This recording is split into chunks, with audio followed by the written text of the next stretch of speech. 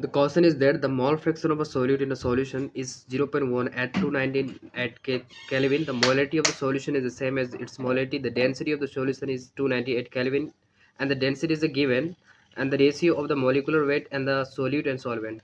In the given question, the molecular fraction is given. We know that the molecular mole fraction of solute plus the mole fraction of solvent is equal to 1. Hence that here is given the mole fraction of solute, and the after that we can यहाँ से निकाल सकते हैं कि यहाँ the mole fraction of solvent is equal to 1 minus mole fraction of solute, and here is the given the mole fraction of solute. So then the mole fraction of solvent is equal to 1 minus mole fraction of solute. That since ये क्या निकलेगा, mole fraction of solute 0.9 निकल जाएगा.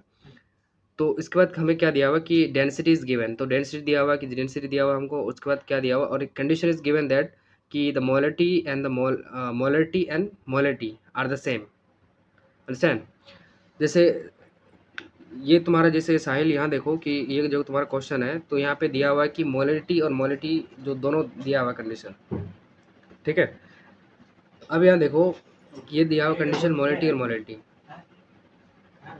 उसके बाद यहाँ देखो हम यहाँ दे दिया हुआ कि मोलरिटी और मोलरिटी दिया हुआ है. अब हम जानते हैं कि मोलरिटी बराबर क्या होता है कि mole of solute by volume. ठीक है, मोलरिटी बराबर क्या होता है, mole of solute by volume. ठीक है, और डेंसिटी, अब मोल ऑफ सोल्यूट तो हम किससे निकालेंगे, मोल फ्रैक्शन से निकाल लेंगे. ठीक, मोल फ्रैक्शन पता चल जाएगा हमको. और वॉल्यूम हमको नहीं पता चला, वॉल्यूम हमको कैसे निकालेंगे, तो वॉल्यूम का एक जैसे हम जानते हैं कि density equal to mass by volume. ये डेंसिटी का फॉर्मूला, हमको डेंसिटी दिया हुआ लेकिन हमको मास भी नहीं पता है. एक्चुअल में हमको मास भी नहीं पता है, हमको वॉल्यूम निकालना है, सिर्फ हमको पता है डेंसिटी.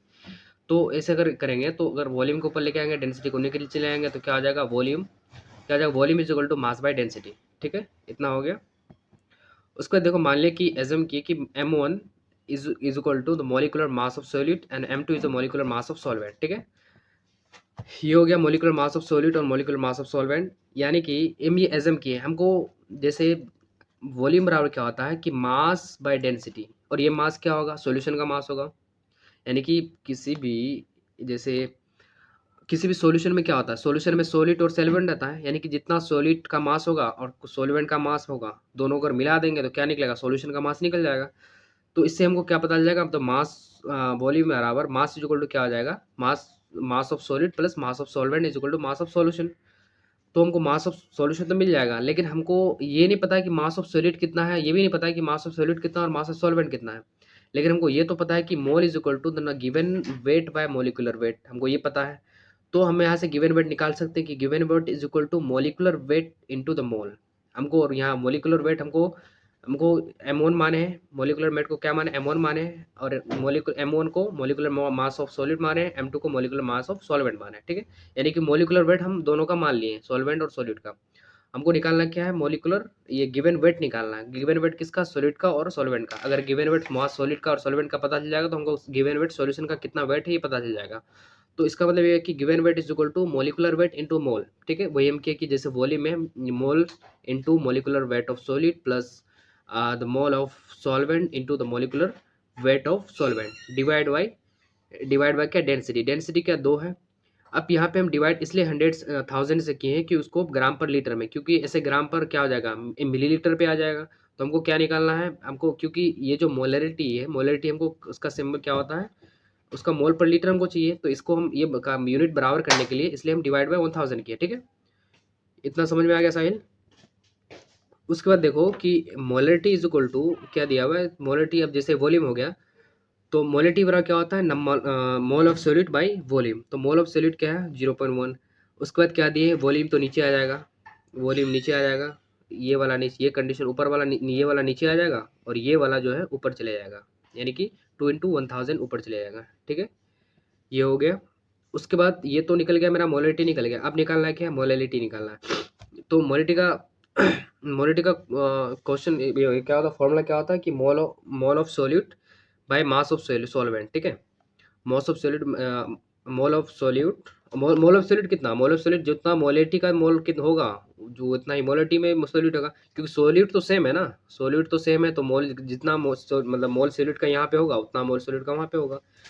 तो यहाँ पे भी कितना होगा, 0.1 मोल होगा. और डिवाइड सॉल्वेंट का मास कितना निकाल, सॉल्वेंट का मास निकाल चुके हैं.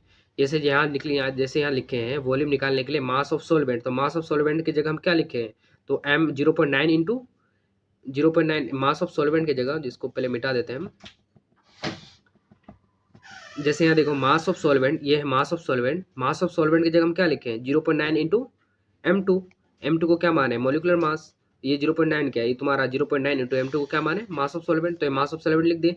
ये जो मास ऑफ सॉल्वेंट है ये हम ग्राम पर केजी में निकला है, ठीक है, ग्राम पर केजी में तो चलेगा नहीं, इसको किस यूनिट में बदलना पड़ेगा, मोल पर केजी में, ठीक है, मोल पर केजी में, इसलिए हम इसलिए हम यहाँ पे 1000 से ऊपर गुना कर दिए, ठीक है, क्योंकि अगर 1000 ये जो मास है ये तुम्हारा ग्राम में, इस मास को ग्राम में बदलना, इस मास को केजी में बदलना है, तो डिवाइड वो 1000 करेंगे, ठीक है, 1000 करने से ये 1000 कहाँ चले जाएगा, ऊपर चले जाएगा, ठीक है, ऊपर चले जाएगा, इसलिए हम डायरेक्ट ऊपर कर दिए इसको, ठीक है, इसको ऊपर कर दिए तो निकल गया तुम्हारा मोलैरिटी, निकल गया, ये हो गया मोलैरिटी, ये मोलैरिटी। अब हमें कंडीशन दिया हुआ, condition given that the molarity is equal to molarity. अब यह मोलैरिटी दिया हुआ है, ये हो गया तुम्हारा, एक मिनट, मोलैरिटी और मोलैरिटी, यहाँ अब क्या होगा कि 1000 से 1000 कैंसिल हो जाएगा, 0.1 से 0.1 कैंसिल हो जाएगा, यहाँ क्या बचेगा 2/0.1 m1 plus 0.9 m2 is equal to 1/0.9 m2 बचेगा, ठीक है, ये 0.9 m2 इधर जाके मल्टीप्लाई होगा तो क्या आ जाएगा 1.8 m2 हो जाएगा,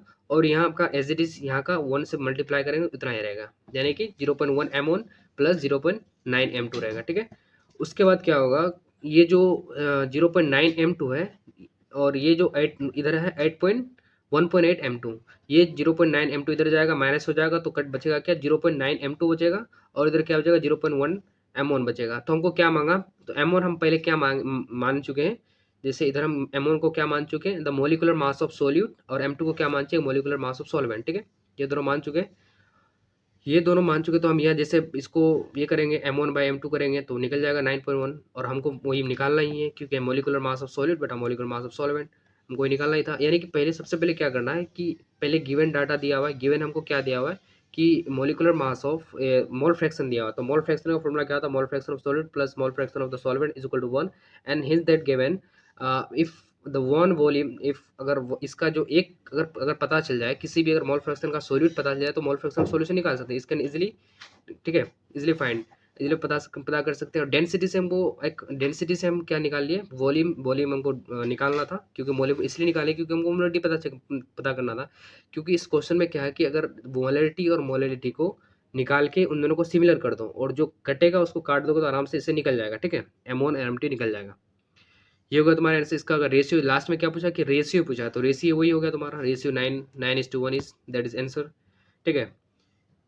अब समझ में आ गया होगा आई थिंक साहिल। और वैसे इसका भले ही मैंने लेट रिप्लाई किया क्योंकि मेरी क्लास होती है वगैरह, तो अगर कोई भी डाउट हो तो फिर पूछ सकते हो, कोई दिक्कत नहीं, क्योंकि शेड्यूल वगैरह थोड़ा सा बिजी वगैरह रहता है, ठीक है।